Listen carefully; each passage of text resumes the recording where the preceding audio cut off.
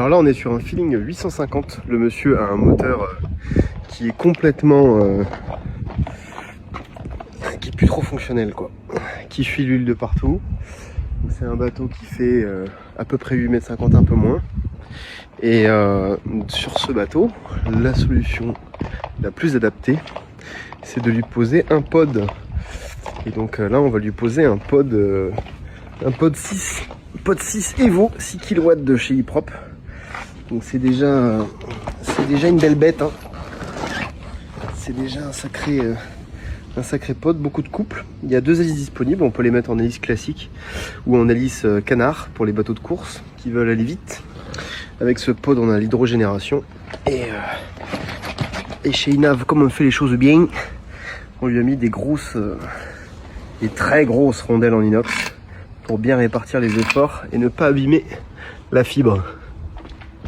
Grâce au laser, on peut pointer le voile de quille là-bas avec la mèche de safran et se retrouver avec le guide de perçage parfaitement aligné qui nous permet de faire les trous.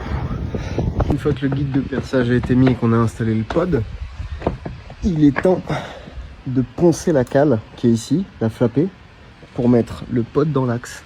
Pour ça on se sert encore du laser, mais cette fois-ci avec l'aplomb, pour savoir comment flapper la cale. On veillera aussi à surveiller la verticalité du pod, toujours avec un laser avec aplomb. Le bateau a été mis suffisamment droit pour pouvoir faire ça. Et on peut remarquer ici que le pod est bien aligné dans tout son ensemble. L'axe, la queue du pod et la tête du pod. Le pod est posé, il est ligné, il est collé maintenant. Donc maintenant on se retrouve avec une salle des machines qui ressemble à ça, à peu près. Et il va falloir utiliser cet espace pour venir poser tous les éléments, dont la batterie, qui se trouve être juste ici, qui est une grosse batterie de 8,5 kWh, qui pèse environ 73 kg. Et donc maintenant place à la menuiserie pour venir disposer tous les éléments, le moteur contrôleur, le chargeur, qu'on a ici, le moteur contrôleur, le chargeur qui ressemble à ça.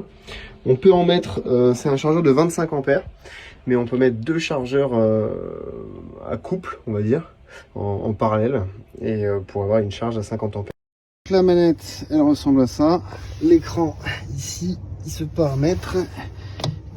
Et ensuite, on accélère doucement. On voit les tours par minute. La vitesse du bateau, évidemment, le bateau est à terre, donc ça ne va pas avancer. La puissance consommée, bon là, évidemment, pas grand-chose. L'état de la batterie ici. Ensuite, il y a la partie hydrogénération, mais ça, ce sera quand il sera sous voile et à l'eau.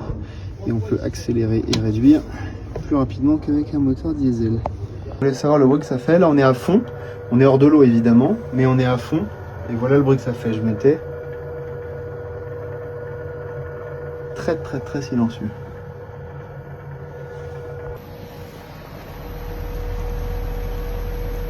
Ok. Marche arrière à fond.